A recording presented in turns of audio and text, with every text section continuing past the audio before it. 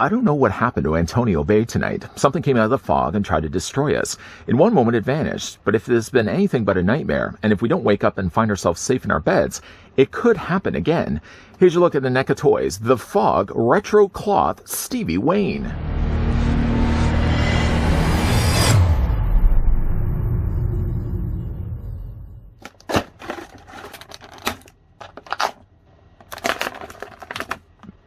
In the 19th century, the wealthy Blake set sail for Antonio Bay with a crew of fellow lepers, seeking only a place where they could live in peace. But the locals who once welcomed them grew greedy, and under cover of a blinding fog lured the arriving ship onto deadly rocks and used Blake's gold to build their own town. Exactly 100 years later, the residents of Antonio Bay have forgotten all about the town's murderous past, but Blake and his crew haven't, and this time when the fog rolls in, they'll finally have their revenge. Now, just before we set our radio frequency for revenge, let's grab first the tape measure and see how tall Stevie Way stands. Now, in fact, speaking of standing, I have to unfortunately use a display stand that didn't come included with the figure, but one I still have to use because the figure has small feet. Stevie, though, stands about 7.5 inches in height, or the figure is going to be 19 centimeters tall.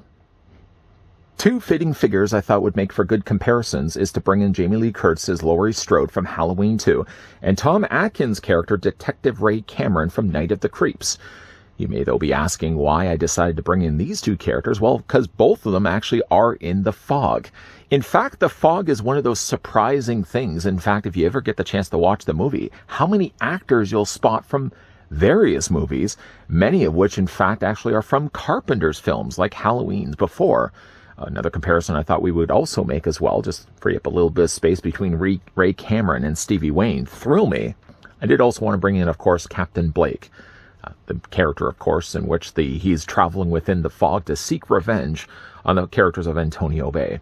Now, again, when it comes to, and also one last thing, I certainly can't forget the fact that he does also have a little switch on the back of his head. Let's just switch that on as well. May even have to take myself the sword that comes included with Captain. There we go, and switch it on. Now that's a rightful comparison, of course, to be displayed with Stevie. One thing also I did want to mention, though, is when you look at Stevie Wayne, to compare her, though, with the other figures, yes, granted, she is using a display stand, but the stand is really quite small. She is quite tall. She's taller than Ray. She's taller than Jamie Lee Curtis. She's, in fact, even taller than Captain Blake as well. I had slept on Stevie for a while. That doesn't sound too good. The figure was over on Scream Factory's website for a long time, and I never really got the chance to pick the figure up. Sure enough, I went over onto their site, and there's a couple of different versions of the fog that you can get along with the figure. I don't believe she's actually sold separately, but prices ranging as high as the collector's edition, I think, was $276 Canadian, and going all the way then down to if you just wanted to get, for example, the movie and the poster, it was either $110 for the steel case version, or it was $106 for the one that I picked up. And again, that's $106 Canadian. With the figure included, I did get myself the 4K Ultra HD and Blu-ray copy of The Fog, which I will be nicely adding to the rest of my collection of movies. And I also did get myself the poster, slightly smaller than this, well, slightly smaller than a regular movie poster, but it does have still the picture here on the front of Jamie Lee Curtis's character. So, yeah, we're just going to move that out of the way. Other accessories, though, that come included with Stevie. First of all, she comes included with the cross. The strange thing, though, about it is if you look on the back of the packaging, let me just bring that packaging in for a second here. On the back, it actually looks as if the cross is supposed to attach onto a display stand. I think they only, in fact, use that for the figure photography, or in this case, the cross photography, as there is no cross stand that comes included with the cross. In other words, there's really no way that you can, I guess you could just try to prop it up if you wanted to. For some reason as well, NECA decided to have these as two halves of a cross that have to be put together instead of just molding the whole thing. The reasoning why it seems a little strange is to look at this, it looks like clearly there's two halves that are then snapped together. Mine, unfortunately, though, on the end of it, doesn't seem to be able to close properly, so it always looks like it's unhinged. It's a nice looking cross. I mean, I'm not sure really what I would be able to do with it. I guess I probably could suspend this, hang this behind Stevie, for example. But at least you get yourself the cross. You also get as well the sign of, or at least Dane. You get half. We get like a chunk of the sign, for example. The Dane sign, which has again been broken off. You can see has some nicely sculpted wood finish to it. And again, like the actual Dane, the part that at least we get the chance to see, has been carved into the plastic. It's a nice little piece. I probably will maybe just have it, I don't know, resting against her foot, or maybe just, again, like the thing about the cross and the thing about the sign is, while they are nice included accessories, I honestly would have loved if she could have come include some accessories specific to maybe her, not as much to Antonio Bay. I don't know, I wouldn't expect necessarily a full DJ table, but maybe she could come include, for example, some disc jockey accessories, for example, instead of just like a cross and a sign. Of course, as already mentioned, the fact that the figure does not come include with this display stand. I'm just using it for right now, at least, because, of course, when you're looking at the figure, Wayne has really small feet. Too small, in fact, it seems, for the figure to be able to stand on her own. If you get her tried to stand, you kind of have to kind of bend the knees just a little bit, and she seems to balance herself pretty good. But, I mean, just to look at how I've got actually the figure displayed, it looks a little wonky, and you can see the figure falls over quite a lot. Though, to bring back in Jamie Lee Curtis's character, just to look at Laurie Strode compared along with Stevie, I didn't realize that the height was this much of a difference between the two. Either Jamie Lee Curtis's Laurie Strode from the retro cloth release of Halloween 2 was too small of a figure that they used, or in fact, Adrienne Barbeau is just this much taller than Jamie Lee Curtis, which I don't think she actually is. The figure itself, I'm sure you probably are wondering, is it using the same body? Well, first of all, you'll have to excuse me. We're going to talk a little bit more about that in a moment. First, though, I did want to show you guys the face sculpt. I think it's one of the better ones we've gotten here for a retro cloth release.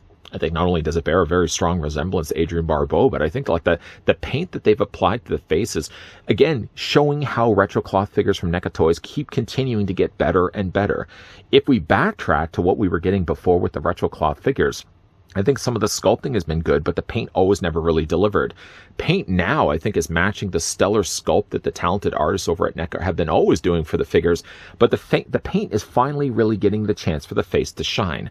She's got long curly hair, as you can see there, molded and painted well in brown here.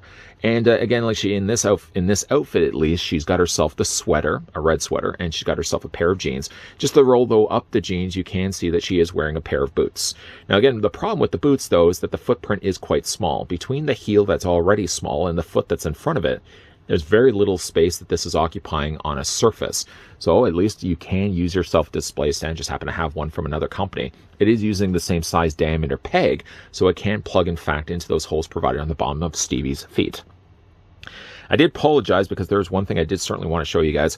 One of the assets, if you would say, for Adrienne Barbeau.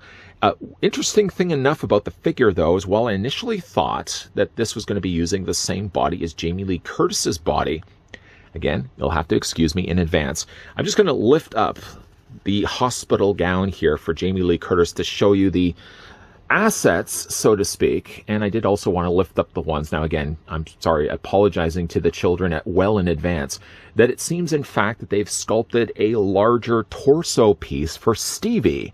I would just have assumed that they would have used the exact same body underneath, but no, sure enough, not only do, of course, they incorporate some new articulation to the torso that wasn't there before for Laurie Strode. I'm sorry, that's indecent. But it is, in fact, looking like she's got, well, a lot more assets also in the top of her torso. The tailoring that they've done to the pants is nice. You can see some nice additional stitching there on the back of the jeans in a brighter orange. She also has pockets, though, although it doesn't seem to be the case that the pockets are serviceable and they're just only there for show more than anything else. The pockets on the back also don't store anything, not that you would have a small enough accessory anyways to put in the back pockets, but at least they're actually stitched in there, so those look nice. And of course, one other thing that the figure has as well is the fact that she does have her little ring on her finger. So those nice little touches of detail that are all included here from the movie. For the articulation here for Stevie Wayne, we're going to go back to the head sculpt here, and it does rotate all the way around. The head seems to be on a ball post system. Essentially, there's a ball joint at the top. I'm going to try to get my finger out of the way, and then there's a ball joint right here. There's a dumbbell, so it essentially allows the head sculpt to go up and down. So she goes this far forward, she goes this far back, and you can only rock the head back and forth only slightly. Head rotates, of course, all the way around. And now because, of course, Stevie does have new articulation to the torso, among other things, she does have a full rotation in her torso. You can rotate it all the way around. Shoulders do come out. This sweater is at least of a soft enough material, and it does look like a real sweater that a larger adult, of course, that this would have to be a larger scale in order to fit an adult 1-to-1 scale. But like the material that they've used for the sweater is actually really quite good. Soft enough, and it certainly doesn't limit any of the articulation for Stevie's torso or her arms. The arms rotate back and forth. I mean, you wouldn't be able to rotate it all the way around, mind you. Figure has a swivel in her bicep. A double hinge actually on her elbow, which is really good to see. And the hands rotate also all the way around. Legs do split out, and of course they can only go split so far because of course the tightness of the jeans in the middle there. You bring the legs forward, you can bring the legs back. There's a swivel at the top of the thigh. She has a single hinge this time around for her lower leg. There's no rotation in the lower leg at all. But then when it comes to her boots are actually on ball joints. So you can actually hinge them up and down. This was not the case of Laurie Strode when we looked at before, where older retro cloth figures only had just a straight hinge. Newer retro cloth figures, though, have ball joints, so you can move them back and forth around. It's a good-looking figure. Again, I would really have to check online. I'm going to actually do this just before we jump to final looks to see how tall Adrienne Barbeau is when you compare her, say, with the likes of Jamie Lee Curtis, because I don't think she's supposed to be this much taller. Could also be the case also as well, considering that they're now using the new retro cloth bodies, that just retro cloth bodies across the board are just generally taller anyways. And here's again what she looks like with both Tom Atkins, Thrill Me, and Jamie Lee Curtis, who again both appear in the Fog film. Yeah, I really am happy with finally getting the chance to pick up Stevie Wayne. It was one of those figures, again, like I saw on Scream Factory's site, and I kept saying to myself, when I had the available funds, I'd pick up Stevie. When I had the available funds, I'd pick up Stevie. Well, sure enough, the figure isn't necessarily new. She's luckily, though, still in stock over on their site. But it doesn't seem to be the case where she is sold separately. So if you guys are interested, for example, and you did want to get your hands on this one. Now, for me, at least, in order to get Stevie, I had to get the one that came included with the Fog. Now, I opted myself to get the 4K version of Fog rather than the Steelbook. I don't really generally like the Steelbooks just because I like with the 4Ks, at least, that they have the original artwork. And with this one also, this one I think was $106 Canadian. So, of course, it'd be a little bit less in the US. But this one also came with a smaller, I almost feel like quarter scale or half scale size poster of the same image that we see on the front. So that's going to go nicely inside my entertainment room. Yeah, I do like the look of Stevie Wayne. I really wish, though, that Stevie Wayne could have come included with some accessories more specific to her profession. Not necessarily, though, the cross, which I still am glad to see that they included the cross, and not necessarily the sign. Got it flipped around. Other than that, though, I really like the look of this figure. I will likely, though, have the figure displayed on the shelf with the display stand. Just the sizing of her feet is going to give her a real tough time standing if you have it without the stand at all. Of course, you know, this guy's going to have to then check online before he jumps to final looks. And Adrienne Barbeau stood at 5'2". I didn't realize she was that short. Whereas Jamie Lee Curtis stood at 5'5". So Jamie Lee Curtis, or Laurie Strode's retro cloth figure, should have in fact not only been the same height as Stevie Wayne, but she should have just been a hair bit taller. Could also just be chalked up to the fact that NECA is now using brand new bodies for their builds when it comes to these retro cloth releases. That unfortunately, as a result of that, Stevie Wayne's character, who shouldn't really have been taller than Laurie Strode, ends up being taller when you put her on the shelf. Overlooking that little oversight when it comes to their height, it's a nice looking figure. I do, though, wish that the figure of Stevie Wayne could have come included with something other than just the cross and the sign. I'm happy still that we got the cross and the sign, because that's, of course, all the things that are in the Fog movie. But I would have liked if they could have included something also as well that would be more specific to the fact that she is also the radio host in that small town. Something like maybe headphones, or I wouldn't expect necessarily a chair, but something to do with something that she's doing as a profession of being the radio DJ. But we don't sadly get that. But what we do get is still a nice sculpt for Stevie Wayne, and more importantly, it does look a very strong resemblance of Adrienne Barbeau, right down to some of the smaller details, and it isn't so necessarily small. Again, apologies, really. I had to have that part in the review added, because I'm sure anybody would have just simply asked, is she using the same body as Jamie Lee Curtis? No, she's not. No, she's not.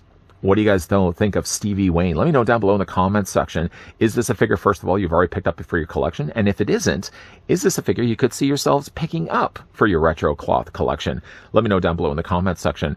Also, as well, if you guys enjoyed this video, want to hit with a like. If you guys are loving the content you guys are seeing, and you certainly do want to stick around for more, there's definitely going to be a lot more NECA reviews also coming your way, FYI. Make sure you hit that subscribe button down below and turning on the bell notification, or all those crucial things that ensure that you, as the person that's behind the monitor, is making sure that he's or she or owl is watching the content that the person behind the camera is recording on a regular basis. As always, guys, thanks for watching. See you guys next time.